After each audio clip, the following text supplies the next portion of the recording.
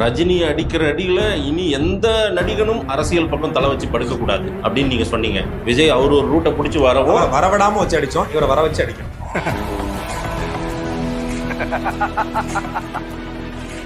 Wait பண்றாங்க, நான் நேர்ல வரேன்டா.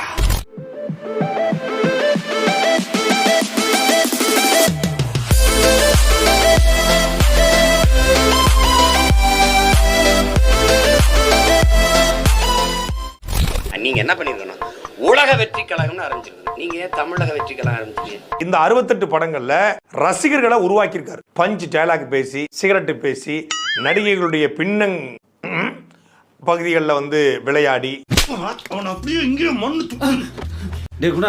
யாரா இவனுங்க எங்கிந்திரா வந்துக்கிறானுங்க அப்படி எல்லாம் பல வித்தைகளை காட்டி அவர் ஒரு ரசிகர் கூட உருவாயிருக்காரு.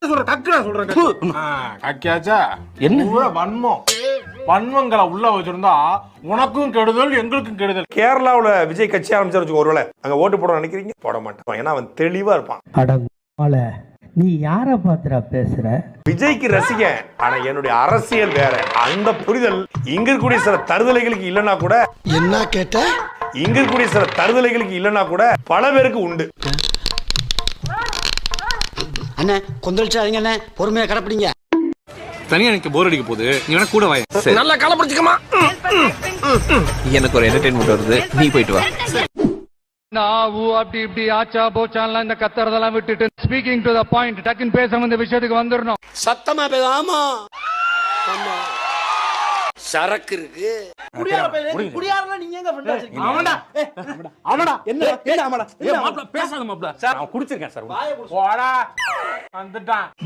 இது வேற ஆட்டம் ப்ரோ, டியூட் வேற ஆட்டம் டியூட். இது இந்த அல்லு சில்லு இதெல்லாம் வேற எங்கேயாவது வச்சுக்கணும். அழுவுறான். ஏய் அழுவலடா கபர், யூ கிரைட், இட்ஸ் ஓவர். நான் சீமானந்தன் கூட 2010 இருந்து பயணிக்கிறேன். அண்ணனை பல வடிவங்கள்ல பாத்திருக்கேன், ஆனா சமீபத்துல பாக்குற சீமான் வேற ஆளு. அதுவும் ஆளுங்க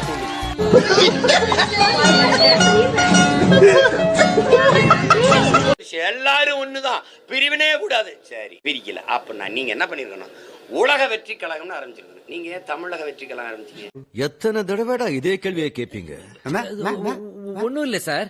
உங்களுக்கு தான் கேரளாவில் ரசிகர்கள் அதிகம், ஆந்திராவில் ரசிகர்கள் அதிகம், தென் மாநிலங்கள் எல்லா இடங்களும் ரசிகர் இது. கேரளாவில் இந்த கட்சி ஆரம்பிச்சிருக்கலாமே. நீ சொல்றதை எல்லாம் நான் கேட்க முடியாது, நான் சொல்றதை நீ கேள். தமிழக வெற்றி கழகம்னு ஏன் வைக்கிறீங்க நீங்க? உலக வெற்றி கழகம், அகில உலக வெற்றி கழகம் முடிஞ்சு போச்சு. கேரியா என்ன ஏதாவது ஒரு பாசிட்டிவா பேசணும்னு பார்த்தா தர்தினியம் பிடிச்ச மாதிரி பேசிட்டு இருக்கேன்.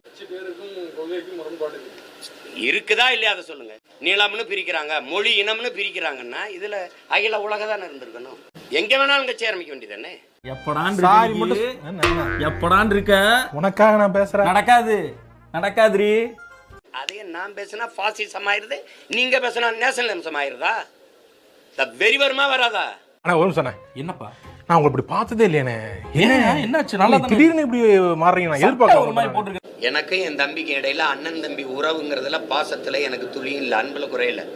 ஒரு அண்ணன் ஸ்தானத்துல சொல்றேன், உனக்கு அண்ணன் இல்ல. நல்ல வேளை ஒரு அண்ணன் இல்ல, இருந்திருந்தா பொடா வெண்ண அப்படின்னு இருப்பேன் நான்.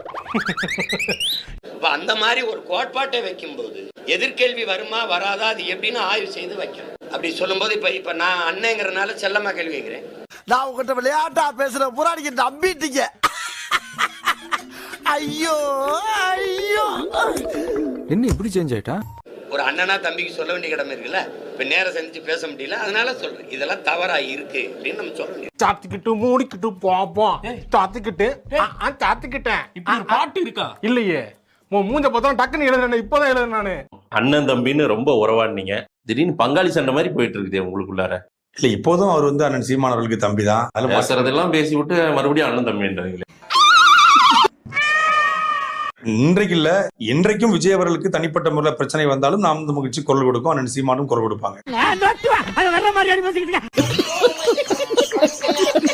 கத்தி பேசக்கூடாதுன்றாரு, அப்புறம் அவரே நாம எல்லாரும் ஒண்ணுதான் அப்படின்னு கத்தி பேசுறாரு. எல்லாரும் ஒண்ணுதான் அப்படின்னா ஆள போறான் தமிழன் அப்படின்னு எதுக்கு பாட்டு போட்டீங்க?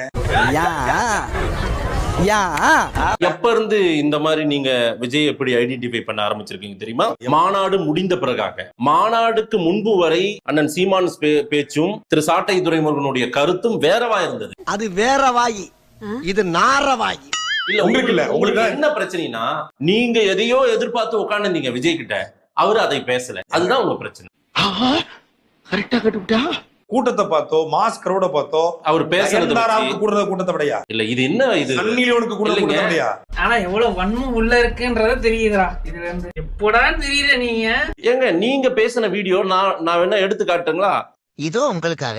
கொள்கை ரீதியாக விஜய் அவர்கள் முரண்பட்டாலும் நாளைக்கு அரசியல் ரீதியாக தனித்தனி இயக்கங்களாக நின்று அவர் வந்து சந்திச்சாலும் கூட நான் விஜய் ஒருபோதும் எதிர்க்க மாட்டேன் அப்படிங்கிற நிலைப்பாட்டை தான் சீமான் இருக்காங்க. நீங்க சாதாரண ஆளுகிட்ட நீ நான் இந்த அல்லு சில்லு இதெல்லாம் வேற எங்கேயாவது வச்சுக்கணும்.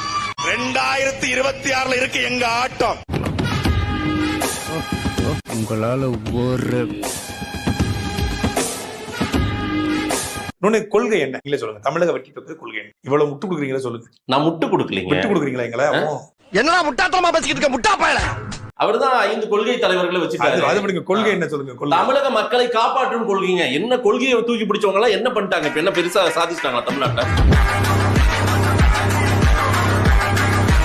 பிறப்புக்கும் எல்லா உயிர்க்கும் அப்படிங்கிற ஒரு கோட்பாட்டை முன்வைத்த வள்ளுவருக்கு அந்த மாநாட்டுல என்ன முக்கியத்துவம் இருந்தது? ஒரு அப்பன்னு வச்சுக்கங்க, சாகர வரைக்கும் சைடுல இருந்து பார்த்தா சிரிக்கிற மாதிரியே இருப்பேன். நீங்க நினைக்கிறதெல்லாம் விஜய் செய்யணும்னு நினைக்காதீங்க. நீங்க குழப்பத்துல கொண்டு வரீங்க. நீங்க மட்டும்தான் தெளிவானவர்களா? நீங்க மட்டும்தான் தெளிவானவர்களா?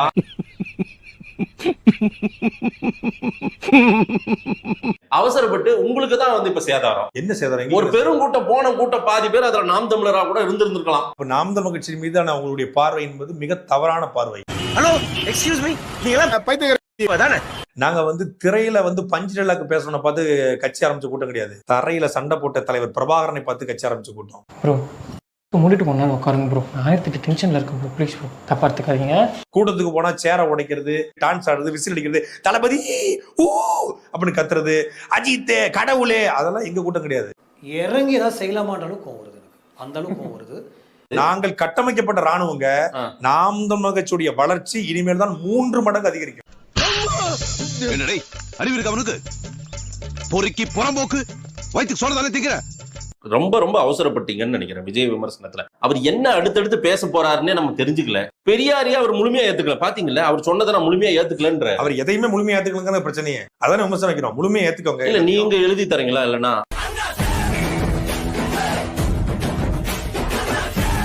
நீ அந்த பக்கம் போய் இல்ல அந்த பக்கம் போய் நடுவில் லாரி அடிச்சிரும் அப்படின்னா எங்க தம்பின்றீங்க. ஒரு ஊமைக்காக சொல்றது. அப்படியே போயிரு, ஆனா அசிங்கப்பட்டு. விஜய் 69 மட்டும் இல்ல, விஜய் 70, 71, 72, 73, 74, 75, 100 வரைக்கும் வரணுங்கிறதா எங்களுடைய. ஏன்னா உங்களுக்கு அவர் ஒரு சிக்கலா இருந்துட்டு போறாரு. ஆனா ஒரு டீ என்னடா ஒரு டீனா 9 பேர் வரீங்க, வழக்கம் போல வெளியே நின்று வாட்ச்மேன் வேலை பாருங்க போங்க. தொடர்ச்சியா படம் நடிக்கணும்னு உங்களுக்கு எதுக்கு? அதெல்லாம் அவர்தான் அரசியலுக்கு வந்துட்டாருல்ல. அவர் நடிப்பாருன்னு சொல்றேன். நீங்க எழுதி வச்சுக்கோங்க, நடிப்பாரு. அவன் ரொம்ப சந்தோஷப்பட்டானா பைத்தியம் ஆயிடுவான். ஆமாங்க. எனக்கு கன்ஃபியூஸ் ஆகுது. ஏன்னா நீங்க எப்படி பேசுனீங்க ஆரம்பத்துல, இன்னைக்கு எப்படி பேசுறீங்க? ஒண்ணு கூட மறக்கல. சத்தியமா சொல்றேன், அங்க ஒருத்தர் கூட்டத்துல கத்துறான், தளபதி தளபதி ஒரு பாட்டு மட்டும் பாடுங்க தளபதிங்கிறான். விரக்தியின் உச்சத்துல இருக்கீங்க போல தெரியுது. மியூசிக் எதிர்பார்த்து ஏமாந்து போனோம். அவர் என்ன விஜய்க்காக காத்திருந்து ஏமாந்து போயிட்டீங்களா? நாங்க விஜய்க்காக நாங்க காத்திருக்கணும். ஒரு சமதர்ம சமத்துவ கொள்கையை கையில எடுத்தப்பவே இங்க கொஞ்சம் கதறல் சத்தம் கேட்க ஆரம்பிச்சுது. ஐயோ ஏன் இப்படி வயிறு எரியுது உங்களுக்கு? இந்த நாயெல்லாம் பாம்பே போனா அங்கே செட்டில் ஆக கூடாதா? விஜய் அவர்கள் வந்து கட்சி ஆரம்பிக்கும் போது ஒரு நம்பிக்கையான ஒரு தூய கரமா இருக்கு. ஒரு தூய்மையான கரங்களோடு நம்ம ஒன்று சேரல தப்பு இல்லை அப்படின்னு சொல்லி சீமானவர்கள் முடிவெடுத்தது உண்மைதான். எப்படி நம்ம நீங்க இவ்வளவு கணக்கு போட்டிருக்கீங்களே, ஏகப்பட்டதான் கணக்கு போட்டு வச்சிருந்தீங்க போல. இன்னொன்னு, அந்த மாநாட்டுல பேசினதுல 4-5 இடங்கள்ல சீமானவர்கள் தான் அவர் நேரடியா தாக்குறாரு. அட பாவி, லேசா கையில உரசுனதுக்கு ஏன்டா இவ்வளவு கோவம் வருது உனக்கு? தெரியல, எரிச்சலாவே இருக்கு எனக்கு. என்னமோ நாள் முழுக்க எரிச்சலா இருக்கு. ரொம்ப சொற்பமான தொகையில ஒரு பிரம்மாண்டமான கூட்டத்தை நடத்த முடியும்னா அது நாம் தமிழ் கட்சி மட்டும்தான். 40 கோடியில நாங்க மாநாடு போடல. 40 கோடி தான் நாங்க 40 மாநாடு போட்டிருப்போம். உன் அப்பா விட்டு சொத்தா? என் பணம், என் காசு, என் பைசா, என் டப்பு. உனக்கு என்ன? சினிமால நடிச்சதை மட்டுமே புகழ் வெளிச்சமாக கொண்டு எந்த விதமான இலக்கும் இல்லாமல் வரக்கூடியவர்களுக்கு கடைசி பாடமாக விஜயகாந்த் இருப்பார் நினைச்சோம். விஜய் இருப்பார்னு இப்ப தெரிய வருது. அங்க வந்து தண்ணி அடிக்கிறது, இந்த ஏரியால குரல் கொடுக்கறது, இந்த பயாஸ்கோப்லாம் வேற எங்கேயா காட்டு. பல பேருக்கு உண்டு. நீங்க சிங்கிளா இல்ல மிங்கிளா மெண்டல்